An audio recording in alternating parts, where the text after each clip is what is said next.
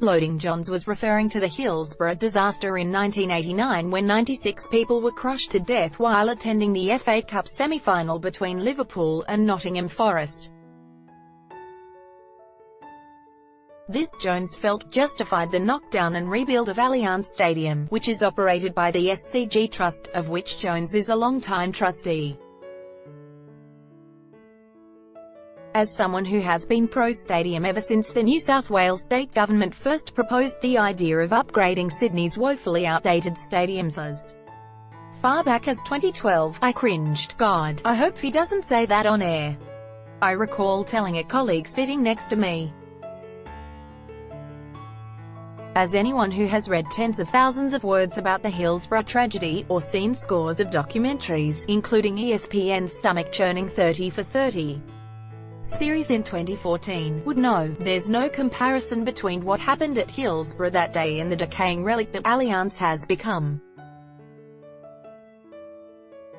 As countless inquiries and inquests over the years have shown, blame for the Hillsborough disaster was placed at the feet of people, not the stadium. In fact, at the foot of one person, retired Chief Superintendent David Duckenfield, the match commander that day, who is currently before a court in the UK facing 95 charges of manslaughter by gross negligence. He has pleaded not guilty. Jones did mention it on air, as have others.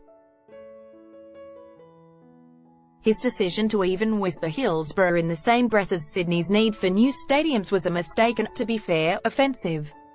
But it also sums up how almost every participant in the stadium debate, from both sides of government to the trust itself, has ballsed up the discussion. Loading amid the rambling mistruths, distorted facts, claims and counterclaims, reports, polls, petitions and just simply appalling PR over the last 4 years, it has been a cock-up. But there is one inescapable fact for those sports fans who regularly attend these venues: they are outdated, they are punishing. To get into, move around in, buy food and drink in, go to the toilets in, and then leave. Cue the outrage. But nobody goes to Allianz. Try telling that to the 600,000 people who went there over 9 months last year before the venue was shut down in September so demolition work could start. That included 3 sellouts over 40,000, which included record crowds at the Wallabies Island Test match in the Roosters South's preliminary final. There were 13 events held at Allianz last year with crowds of 20,000 or more. That just proves it doesn't need to be knocked down. Try telling that to those who were there, crushed like sardines on the concourses, getting to their seats or stuck in endless lines for beers and food and the bathrooms. At a political level, the maneuvering behind the scenes belongs in an episode of Veep. In September 2015, then Premier Mike Baird announced a new rectangular stadium at Moore Park with 50,000 to 55,000 seats. By April the following year, he backflipped, announcing that ANZ Stadium would be rebuilt but Allianz would only be refurbished after the 2019 election. Then Baird left to take up a job in the banking sector.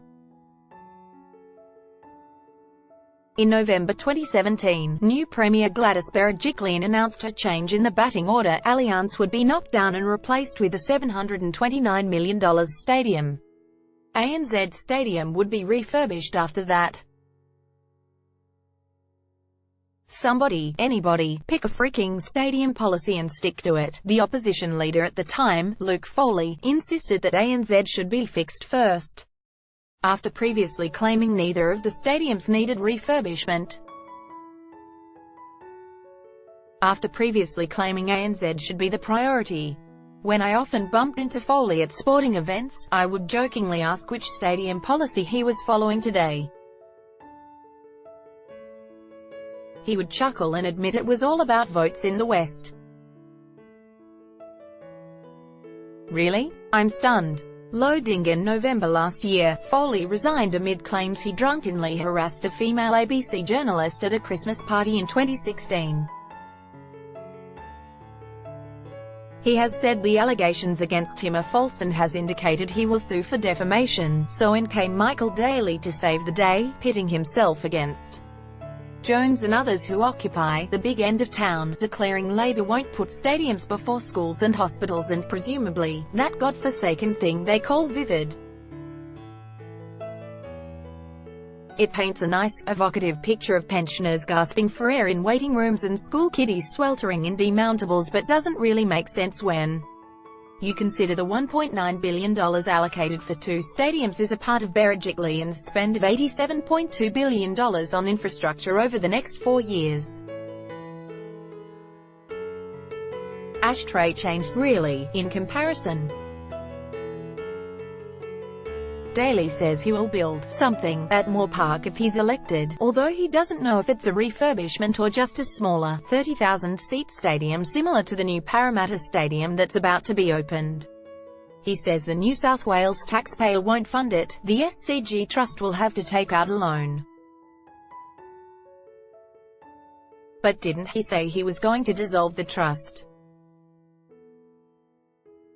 Meanwhile, as the days tick down to the March 23 election, heavy machinery is gouging big chunks out of the side of Allianz like a Komodo dragon that stumbled upon a sleeping backpacker, which Berejiklian's advisors thought that would be smart optics.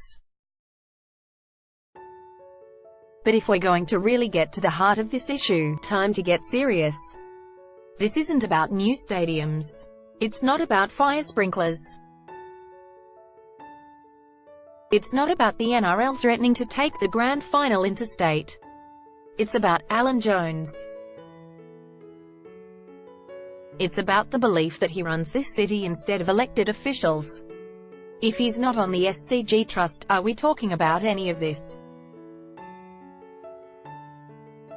Fair play to Daly for taking him on. Politically, it is a death or glory move. We're about to see how much sway the veteran broadcaster still has in this state. But a vote for stadiums isn't necessarily a vote for Jones or the big end of town. It's for long-suffering sports fans who deserve adequate stadiums like every other major city.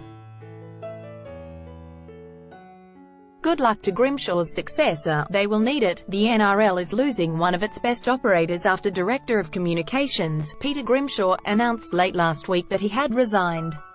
Finishes in 2 months.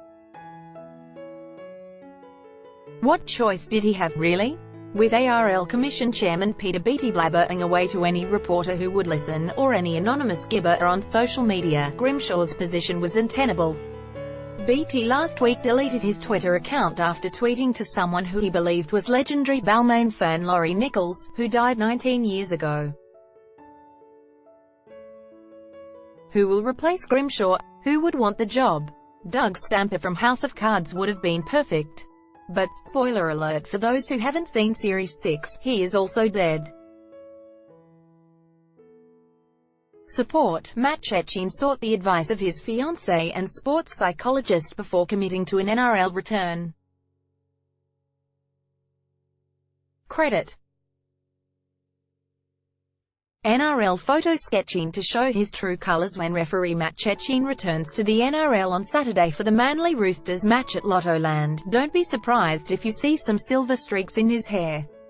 One of the conditions of his return to the game, after walking away at the end of last season, came from his partner Brent, who wanted Cecchine to stop dyeing his hair black.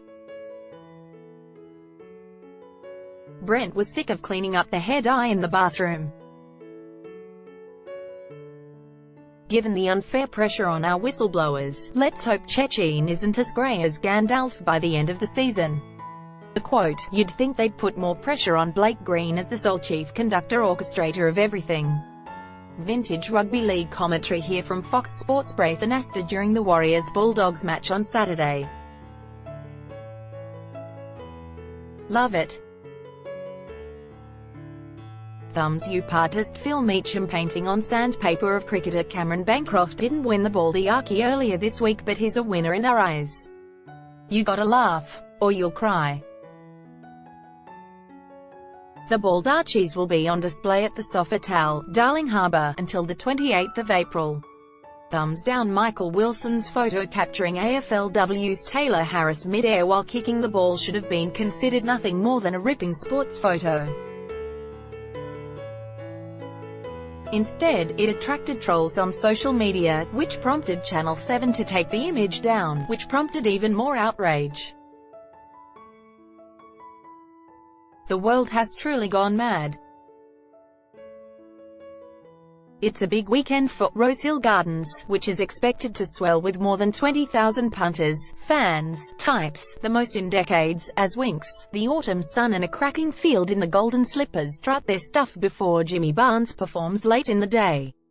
Loading Sydney Swans star Buddy Franklin, who passed a fitness test on Thursday and will play in the Round 1 match against the Western Bulldogs at Allianz Stadium on Saturday night.